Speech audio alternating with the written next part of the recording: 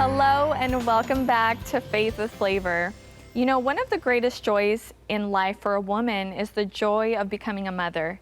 God created each of us to be nurturers, which is just one of our many callings. Today, our Candid Confession girls are back to discuss motherhood, candidly of course, and share some insight on how to better handle situations with our families. But first, take a look at what a few pastors and entertainers had to say about being a mom. Watch this.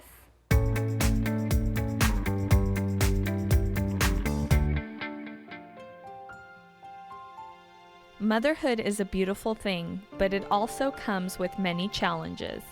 What has motherhood taught you personally?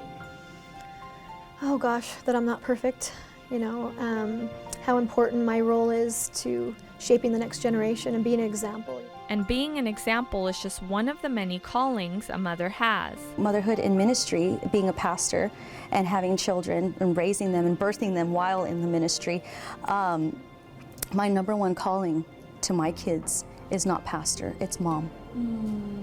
And my number one calling to my husband is not co-pastor, it's his wife. Aww. And his number one support. I just really believe that God hears the prayers of our heart. When we make sure as women of God, women in ministry who say we're busy, and rather than saying we're productive, but we're really busy at the kingdom things, we can't lose the beauty in being a domestic mother and taking care of things in the home. And like my husband today, he's at my son's football game, and things like that we tag team with. And I do everything that normal moms do. I do laundry, I do this, I do that, and that is a priority with me, that I spend time with our kids. My husband has one day off every week, and we spend time with our children. And a good way to cope with motherhood is through laughter. Laughter is powerful, and the most powerful laughter is when you laugh at the devil, because the devil hates it when we laugh at him. And there's a lot to laugh about because he's not creative. So a lot of my trauma has turned into things that I talk about later, because everything is material when you have been born with a brain like this. So, yeah.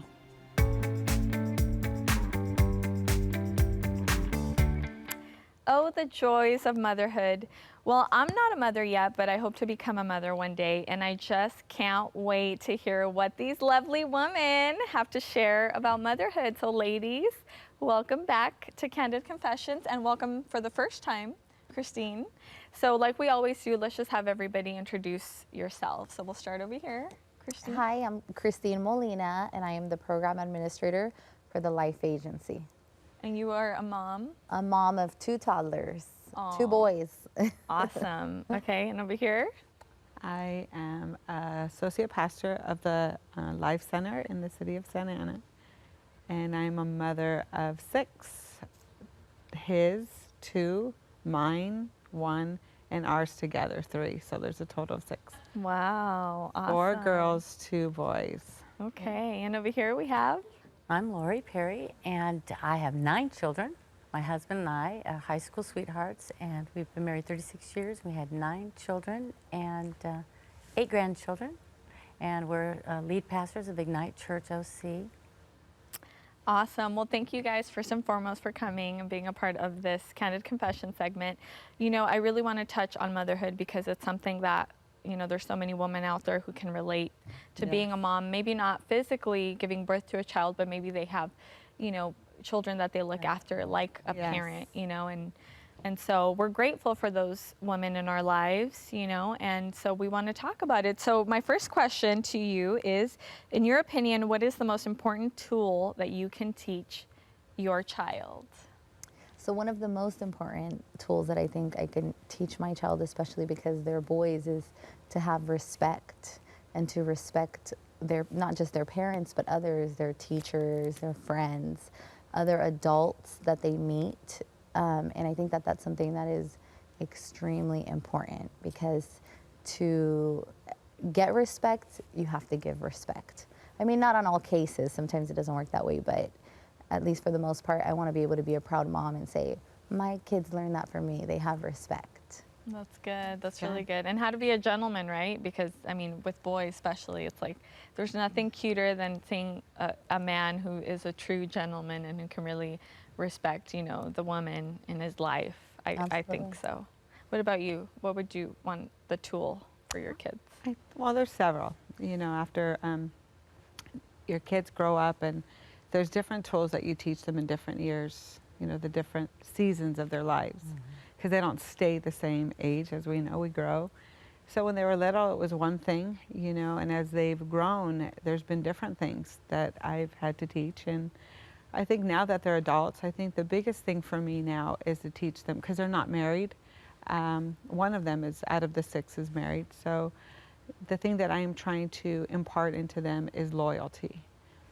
Loyalty, faithfulness, not only to the Lord, because that's very important that we are loyal and faithful to God. Thank God that even when we're not faithful, He's faithful. Yes. But faithfulness and loyalty, because they're going to get married. And my husband and I have been married for 26 years, and we've been loyal and committed to each other. And I want them to be that type of a husband, or that type of a wife. So I think that's one of the biggest things, and not only to their spouses, but to each other. I'm very committed to a relationship. That's one of the things that I struggled with. People were not always loyal to me growing up. If they said something, they didn't keep their word. And I feel like it's very important for us to keep our word and to be loyal, even when people are not. So I think that's really key as they've gotten older.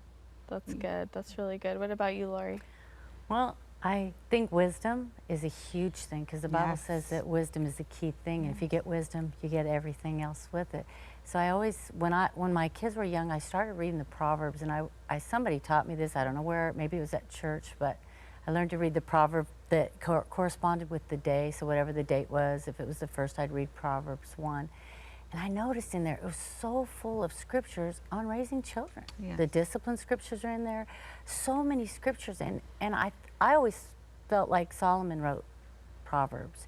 And I think that those were nuggets of things that he learned as being a son of King David and Bathsheba.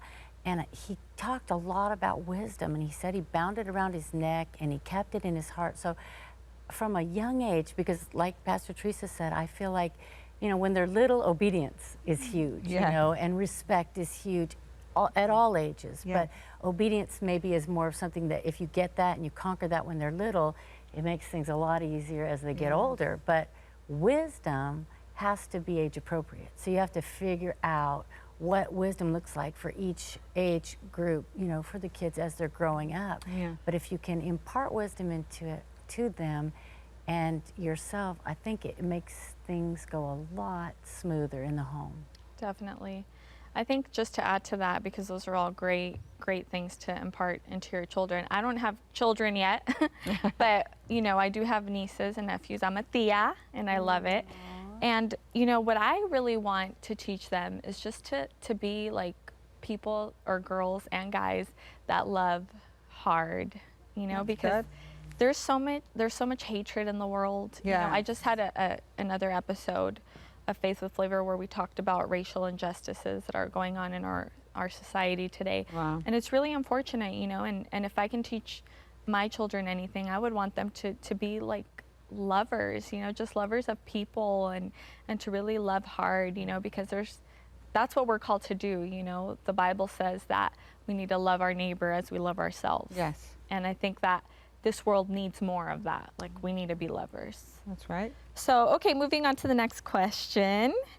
Do you believe you should make your children attend church when they live at home? What do you say, Christine? So if I was 14 back in my day, I would say no, absolutely not, because I never wanted to go to church when I was at that age. But now that I'm older and I have wisdom, I think it is important, because you instill that in them since they were little. And my son goes to a Christian school, and it's so funny because when he's scared, he starts singing God songs, worship songs. So and it stays in him. Yeah. So And that's something that maybe I couldn't have given him, but his school did, and the church did. And so, yeah, I do think that as parents, we should try our best to have our kids go to school no matter what, because God's going to do his job. He's going to do his job on them. We don't have to. He's going to. And so I think we can find that in the church. Yes, amen to that. What about you, Teresa? It's been a rule. I've had my kids come and go through the years. My youngest is 23. My oldest, well, I consider her mine. She's 39. So through the years, they've come in and out for whatever reason, you know. And one of the rules is whether they're 15, whether they're 35, 39, if you're going to live in my home, even if you're married, well, I don't have to listen because I'm married. If you live in my home, that's one of the rules, is that you go to church. And it's exactly as Christine said.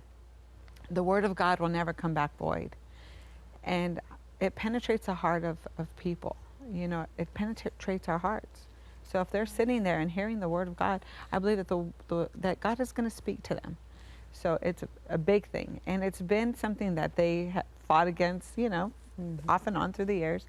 But they know, so they don't even question it. They know they're going to get up and go to church on Sundays. I want to make them go to church on Wednesdays and Sundays because we have the midweek. But yes, definitely. Definitely. I was listening to somebody preach, and he was saying, my kids don't have a choice. You're either going to go on your own or you're going to go in a casket. Make a choice. It was so fun. I mean, he was playing. That's a bit harsh. He was playing, of course, you know, but he believed so strongly in it, you know, so I was like, yeah, you know. That's funny. What about you, Lori? Well, I believe that things are caught more than taught sometimes with kids. And I think what we learned early on was what example we set they would follow. So it was a lifestyle that we lived. And because we lived it and we were consistent, we never had that issue. And now I have children, 35, I think, well, maybe 34. I was born in 1981. I lost track. I have Well, there's 9. So because there's 9, I can't remember. Yeah, so 34 maybe, and then 16. And I have never had one want to stay home. They all serve the Lord along with us. But we are very passionate about, and we attend. We don't miss. I don't miss church pretty much unless I'm really, really sick or I'm speaking somewhere or doing something. And I think it's a lifestyle that we modeled. So really we good. never had to address that because it came from us and they caught it. Definitely. That's good. And I just think like you have to model that because, you know, children, they need guidance. You know, it's like they're not going to know if what's right or wrong at an early age. You can't give them choices. You almost kind of have to make the decision for them until they're old enough to make the decision on their own. I'm so grateful that my mom, you know, she implemented church, you know, in our lives right away. Like when I was 8 years old, I had an encounter with Jesus.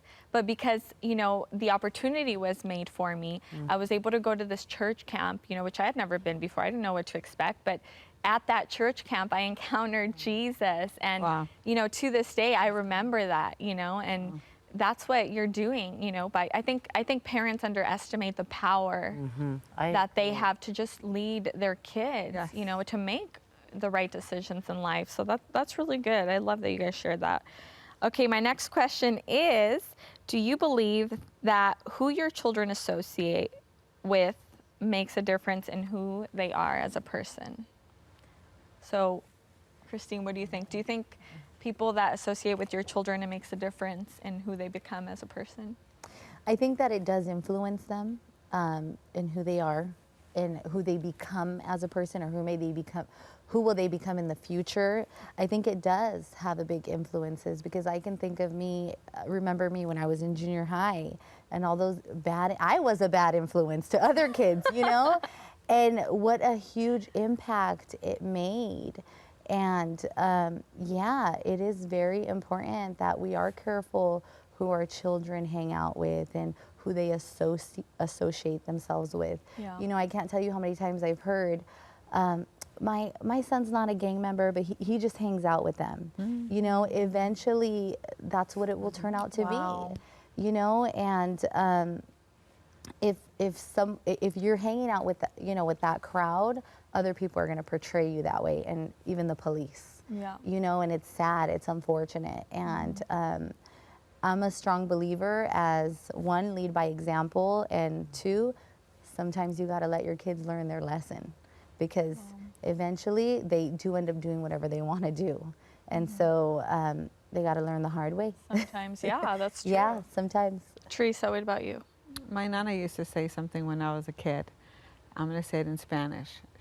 She'd say, "Dime con quién andas y yo te digo quién eres." And the interpretation is, tell me who you hang around with and I'll tell you who you are. And, you know, I used to listen to her. Obviously, I mean, it stuck to me, but I didn't pay much attention.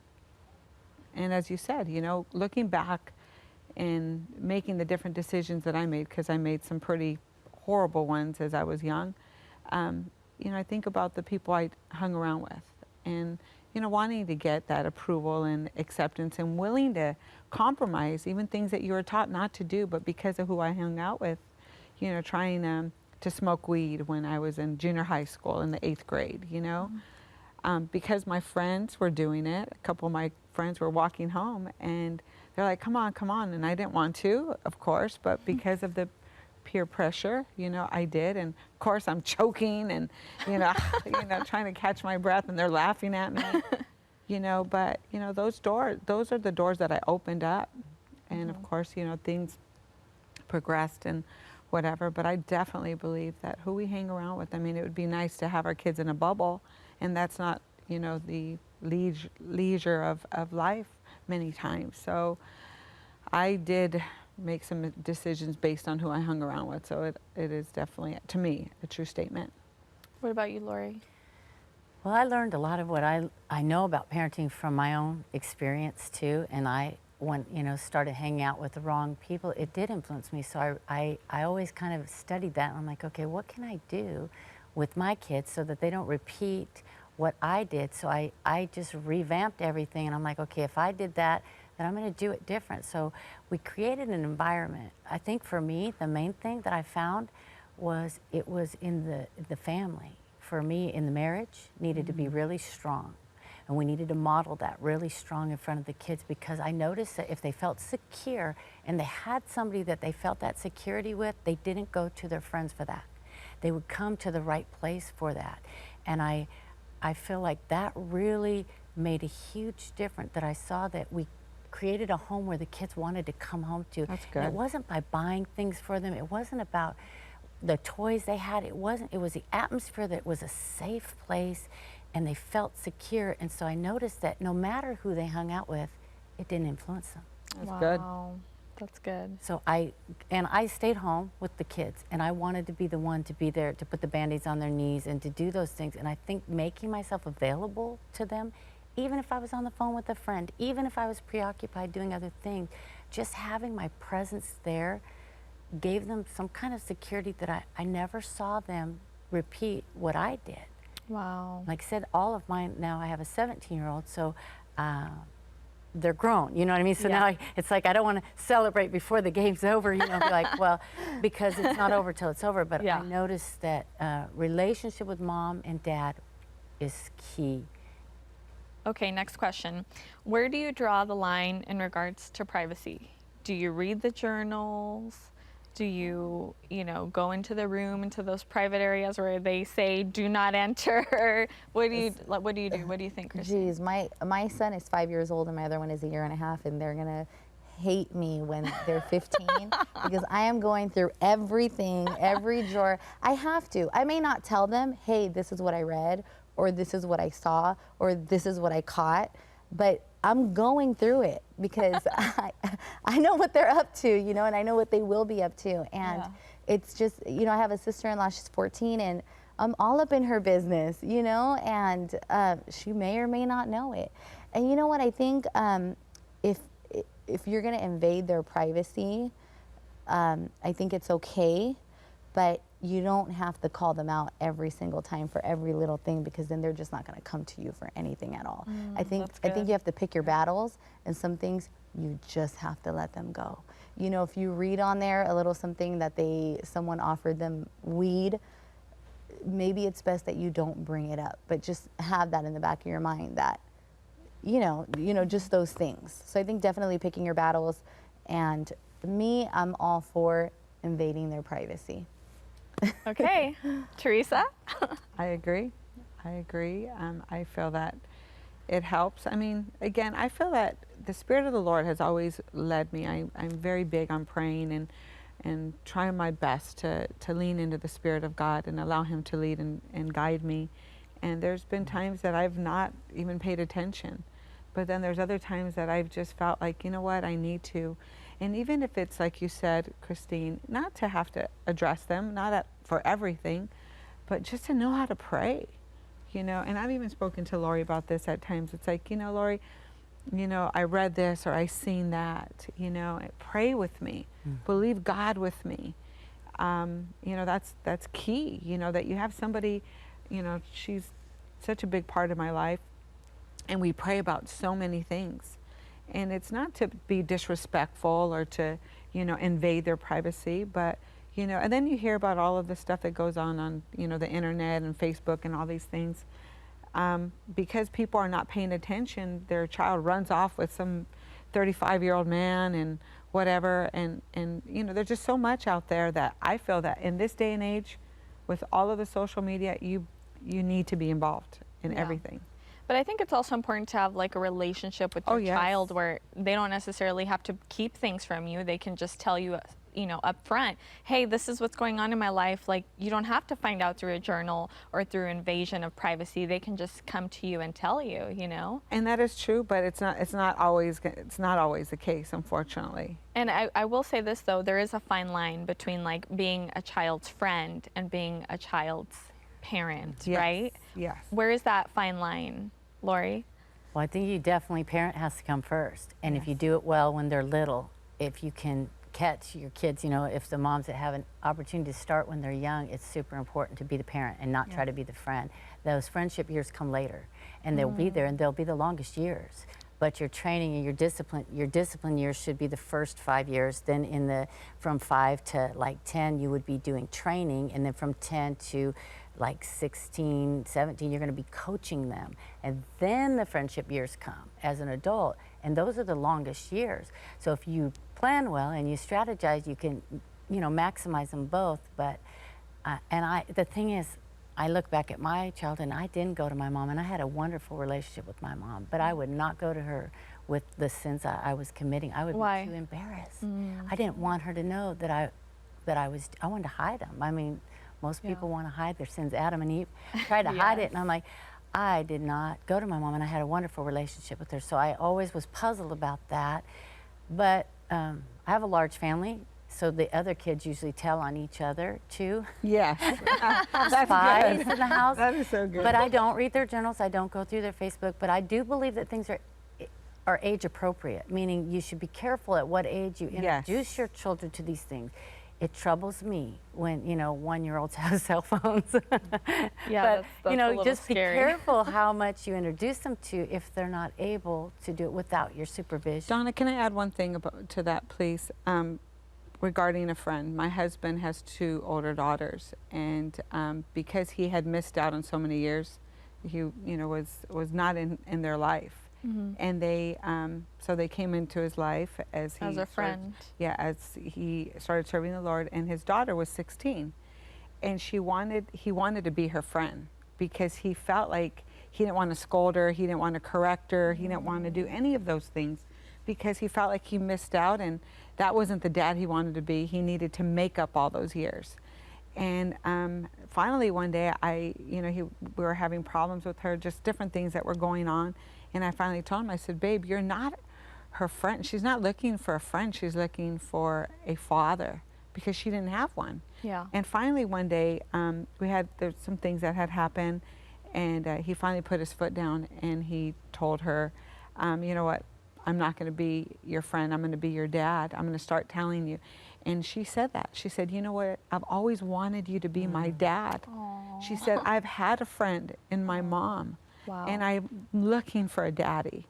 And it's just so funny how we can never go back and make up those years. Yeah. And we, like you said, Lori, it's age appropriate. So I just felt that that was really good. Yeah. Amen. Well, we're running out of time here as we always are, but Gosh, real quickly, if you could do anything differently when it comes to raising your child, looking back at it, what would you do differently? Really quickly. Okay, mine is very simple. It would be making sure my son sleeps on his bed because I have a 5-year-old who walks to my room and he literally sleeps in between me and my husband. And it does put a damp in your intimacy in your marriage. And we're struggling right now trying to get him to go on his bed. So my advice would be keep your kids in that crib as long as you can. Okay, next. I think it's spending more time with them because we are pastors. We've been pastoring now for about 18 years, and ministry, as much as you want to keep your kids first and your family first, you get so involved trying to build a church and thinking you're doing the right thing. You're there for people. But I missed out a lot with my kids too. So I think I would give them more time. Okay, Lori, what about you? I would say clean my house less and choose my battles wiser. Just choose your battles wisely and invest your time in your children. They're worth it. Yes. They're eternal. They're eternal. They're the one thing you can take with you. Their souls go to heaven. And so we want to make the maximum impact that we can on their lives and realize that they're looking to us. We're the ones that are supposed to be the role models. I needed to hear that. That's good. That's really good. Well, thank you guys. Thank you so much for being here on Candid Confessions with me. And thank you so much for watching Faith with Flavor. This has been another segment of Candid Confessions. If this show has blessed you in any way, I would love to hear your comments. Please email me at lifewithdonna.com. You can also find me on social media and let me know how this show has touched you. And for the mom that's watching right now, maybe you feel burdened with life. I want you to know that God is with you every step of the way and that your imperfections, let God come in those imperfections and make them beautiful because He will give you beauty for your ashes. Don't be so hard on yourself, Mom, because you are doing a wonderful job. God bless you. I love you and have a great day. Bye-bye.